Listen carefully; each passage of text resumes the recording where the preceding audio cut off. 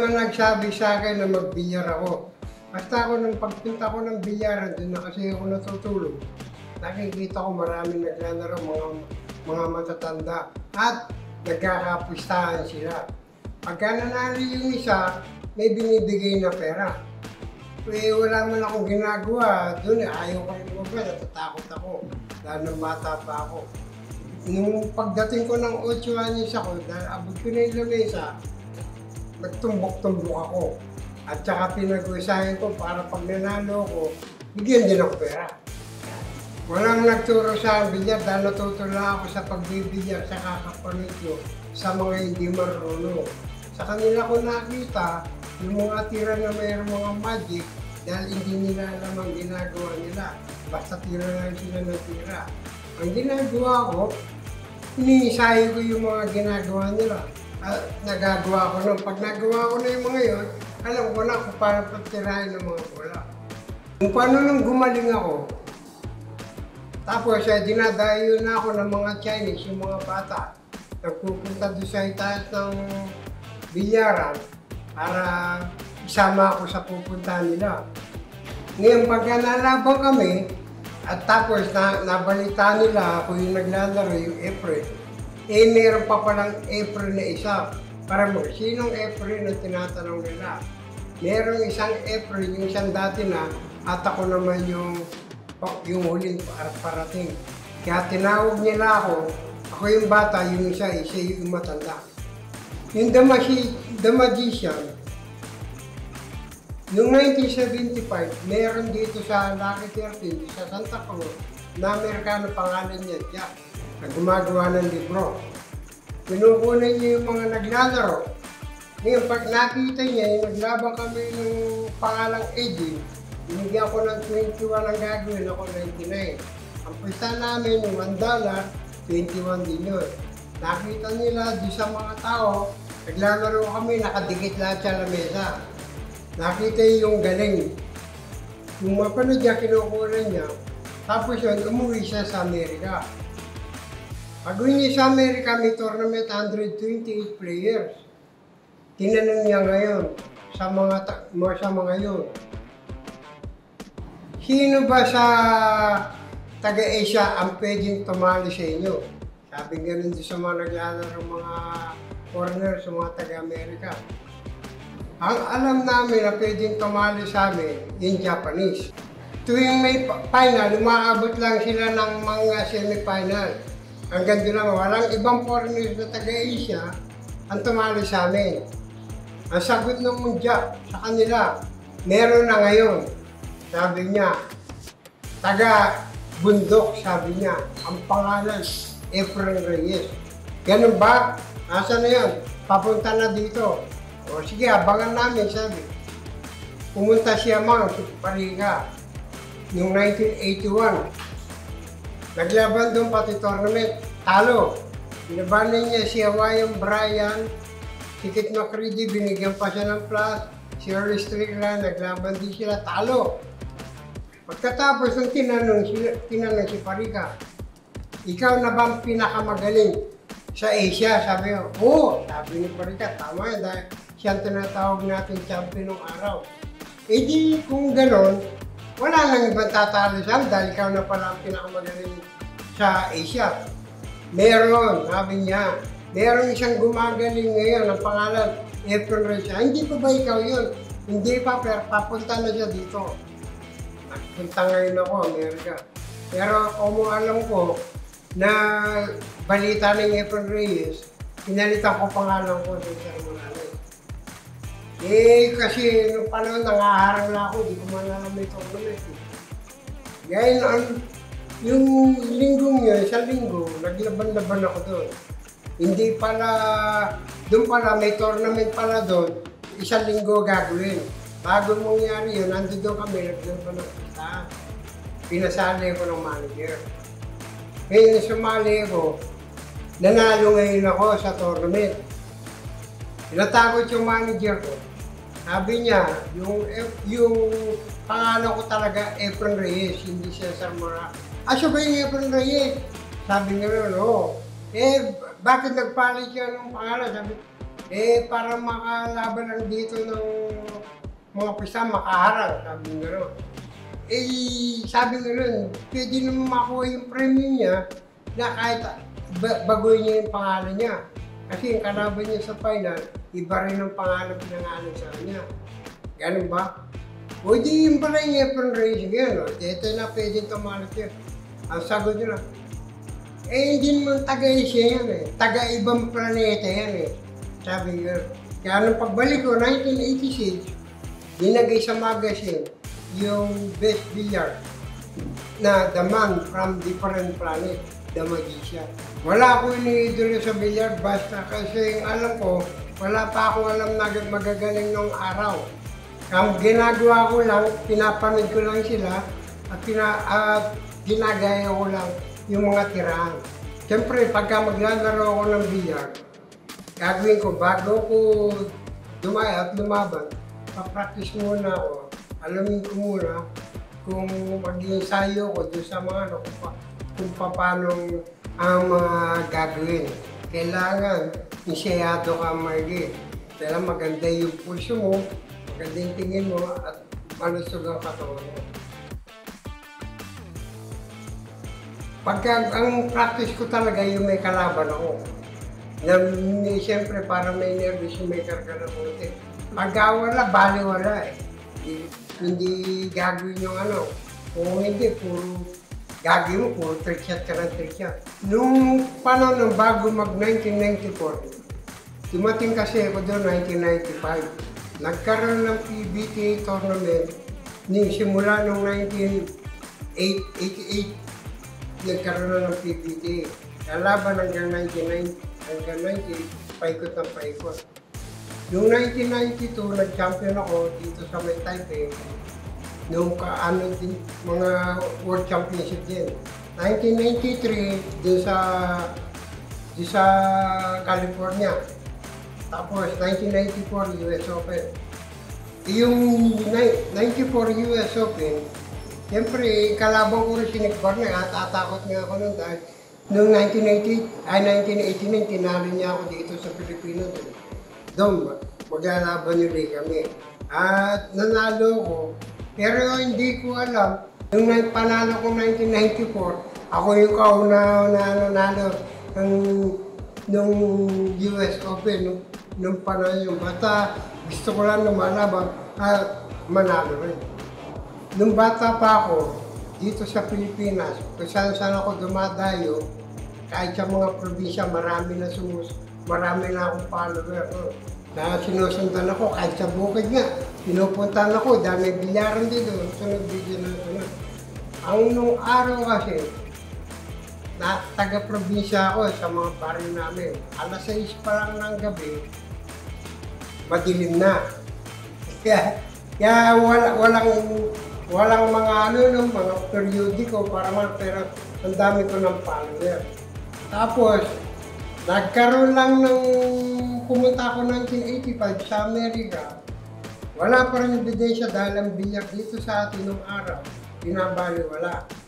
Puro panalo na ako, puro panalo. Hanggang umabot nga ng 1999. Noong 1999, nanalo ko ng World Pool Championship. Doon lang nagkaroon ng bilyar, naging popular at naging sport.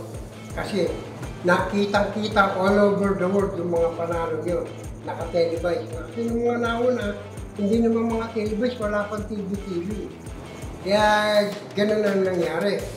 Ngayon, yung araw ako, si Efren Reyes at saka yung ngayon, pagtapos yun, marami ng follower, marami ng mga media, at saka marami nag-invite.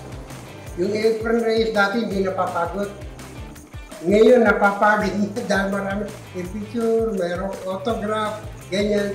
Tapos invite ka, nakapagod yung mga gano'n. Yun lang ang naging pagkakaiba nun. Yun ang pagod ka. Pero maganda rin lang dahil nakilala ko at nakilala din ako sa buong mundo dahil sa mga ganun yung mga followers ko, ang dami sumusuporta sa akin. Kaya nakilala din ng bilyar all over the world.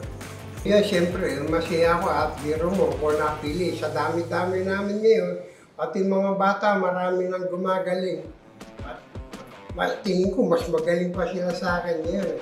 Marami ng mga bilyag kahit sa buong mundo, marami ng magagaling. Bakit ako ang napili? Masaya din naman kami at masaya ako. Ako napiling maging ambassador ng bilyag. Hindi ko naman alam na kasali ako doon, hindi ko rin alam na pupunta ako doon. Pero ngayon, nabalitaan ko na sa sponsor ko, nagpupunta kami ng Hanoi. Pero pupunta namin doon para umattend lang. Pero sa tournament yata, hindi ako kasali. Pero yung nandun, kasi marami sila palalaro sa akin eh. Sobrado, may exhibition kami. Mga lahat ng mga Vietnamese, baka palaro pa nila sa akin eh. Tsaka pupunta pa kami ng mga ibang bilyaro. Ang dami doon. Sigurado, puro picture at saka autograph na naman doon. Marami, lahat ng mga bata, paano ngayon yung mga ginagawa nila. Kung anong klase yung dulo nila ngayon. Kasi lahat ng mga taga-iba-ibang bansa, pupunta doon sa dami mga players yan. May mga taga-Europe, America, Chinese, Filipino, marami maglalaro doon. Kaya iba-iba klase ang makikita mo ngayon. Meron mga bata dito sa atin na gumagaling, gusto ko rin makita kamukha si Eddie Manos, kung tawagin. Eh, dati yan natin mga player doon, sila Carlos Biador, lagi na lumalaban doon. Sila Dennis Orgullo, lumalaban din doon. Pero gusto ko makita yung mga bata kung paano ngayon madagdagan yung dulo. Noong una, ang laro ko, para sa concentrate ng paglalaro, rotation ang una natin laro. Kahit mag-practice ka, concentrate ang laro mo dahil pinagbubutin mo, dahil maraming bola yun. Ang 9 ball, kukunti lang yung bola nun. No, kahit yung mababando ng pwede umubos yun dahil kalasang bola at saka yung 10 ball. Madali lang yun para kahit kanino, madali. Kahit nasa 8 ball, miski hindi ka ganong marunong, meron din nakakaubos dahil puro any ball yung mga laro yun. Ang 1 packet naman, pagalingan ng ulo yun. Nasa safety yun, hindi naman ang packet yung laro ubusan ng bola dahil mahirap.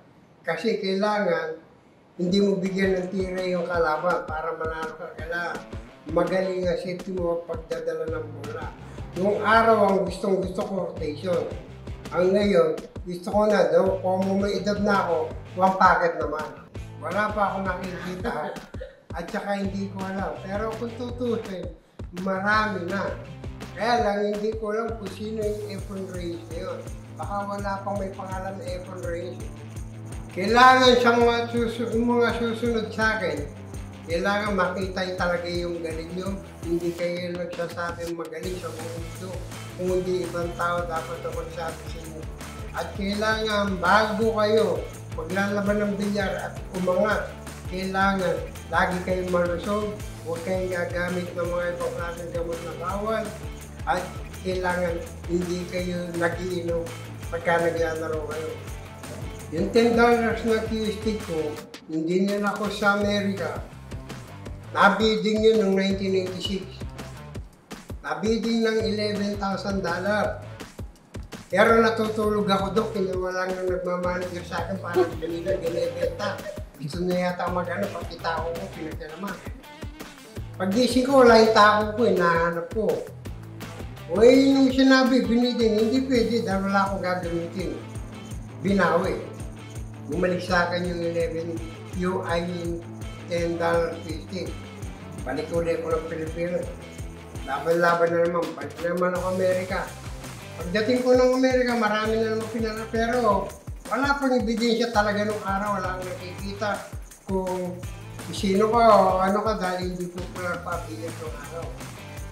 Meron isang bata, 17 anyo, binibili yung tao ko.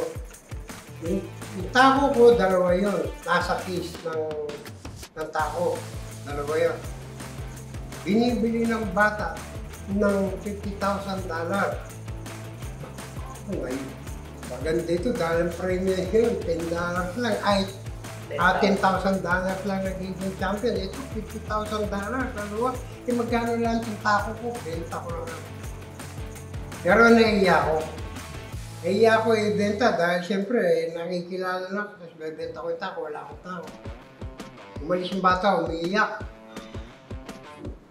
Nagsumbong sa tatay.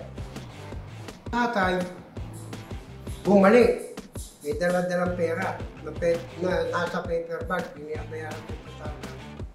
Friend, dala ko itong pera. Ibilin ko na yung case mo, kung tatanggalin lahat ang laman. Iyon na, $50,000. Gusto lang ng anak ko. Tapos yun, talagang kulitan. Gusto ko nang mabili. Mabenta. Kaya lang, may laman pa yung case ko eh. Nandun pa yung passport ko eh. Wala daw pwedeng alisin eh. Hindi ko nabenta dahil nandun yung passport ko eh. O siya, hindi nabenta. Hanggang yung ako ko yun, nagtagal, dito maraming bagyo nakakaraan, nababasa. Napupunta na ibang probinsya, lumit, kasira-sira na. Pero binili pa rin yung tako ko pagbalik ko ng Amerika, hinahanap. Hindi ko man dala pero hinahanap. O nung hinahanap nila, umuwi ako dito, pagbalik ko, dala ko na yung tako. Binili na ng $15,000 isang tako. Ay siyempre, ang bilyar, yun ang trabaho ko eh. Yun ang pinakaalam ko sa hanap buhay ko eh. Kaya puro bilyar ang yung mga nilalaro ko para kumita ko. At nakita niyo naman, dito, nakilala ko dito, marami laging tumatawag sa akin. Kaya kailangan, ituloy ko itong bilyar hanggang kaya ko. Ngayon, pag hindi ko na kaya, nanginginig na yung kamay ko, palagay ko pwede ko nangihinto yun. Kasi wala na eh. Kahit yung magsalamin nga lang ako eh. Pag nagsalamin ako, titigil ako sa bilyar. Wala pa naman Olympic dito sa bilyar. Ayaw nilang ilagay sa Olympic itong bilyar. Pero meron na dapat yan. Noong 1991, nag-usap Amerika at saka Europe. Gusto nilang ilagay sa pagpipiliin nila kung individual o team ang ilagay nila dito sa Olympic. Napagkaisa para maganda, ilagay sa team. O kung yung mag-demonstrate daw sila ng mga team para malaman, kilala o maganda. Nag-demonstrate, nagpalaro. Simula 1991 hanggang 1995. Kaso puro kumuha ko ng katim ko. Kinuha ko si Django, kinuha ko Pariga, kinuha ko si Luat, kinuha ko si Andam. 5 kami. 1991 hanggang 1995, kami defending. Puro champion kami. Pagkatapos yun, sabi sa Olympic, ayaw na nila, wala daw silang panalo. Kaya natanggal na naman sa Olympic. Pero gusto ko yan na maalagay sa Olympic.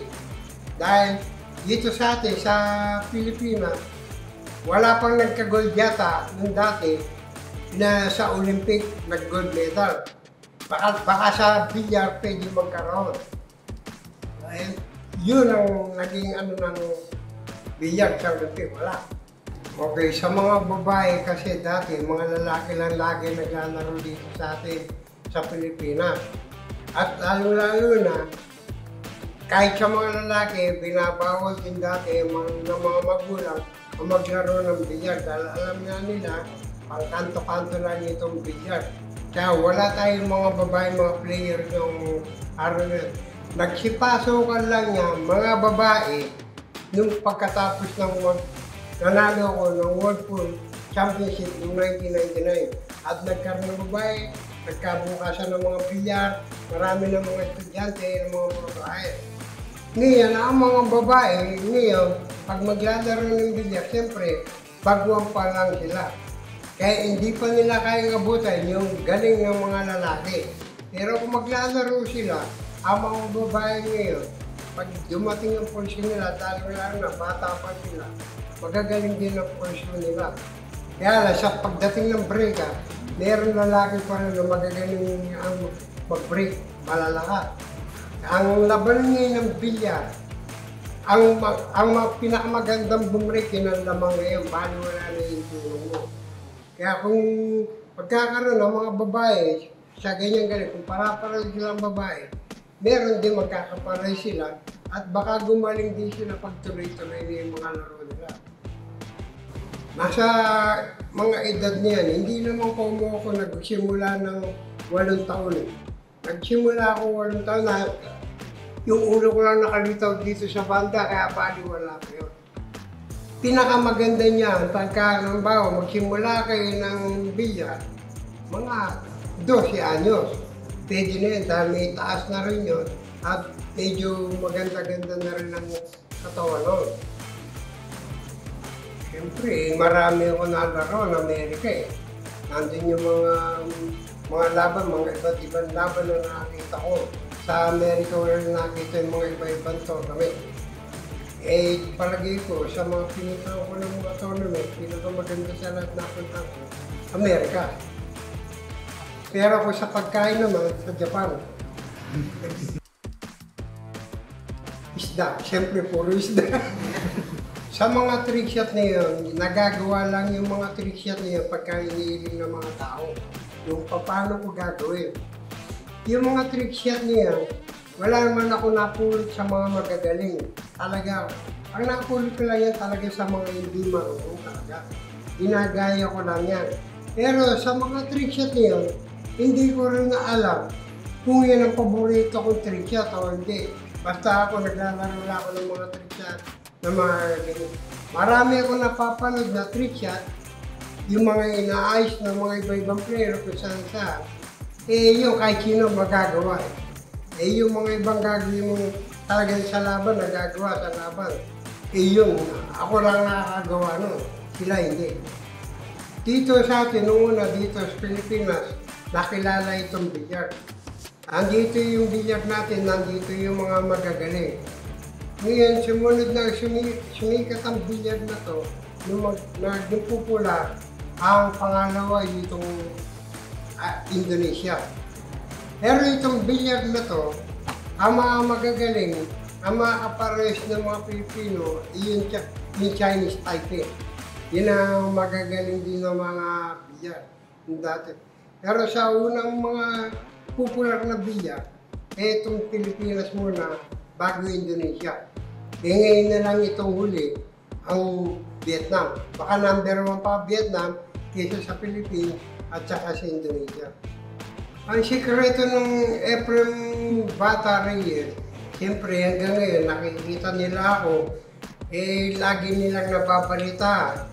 At saka sa mga ano naman wala naman yabang sa mga pagdating ng bilyar Ibig sabihin, nagpakumbaba pa rin at hindi pa rin sinasabi na siyang magaling sa lahat. Gusto ko nga, maraming gumaling para may makakalaban ako. Hello, this is Ephraim Bata Reyes, Mansion Sports Ambassador. Follow Mansion Sports now for more news and updates.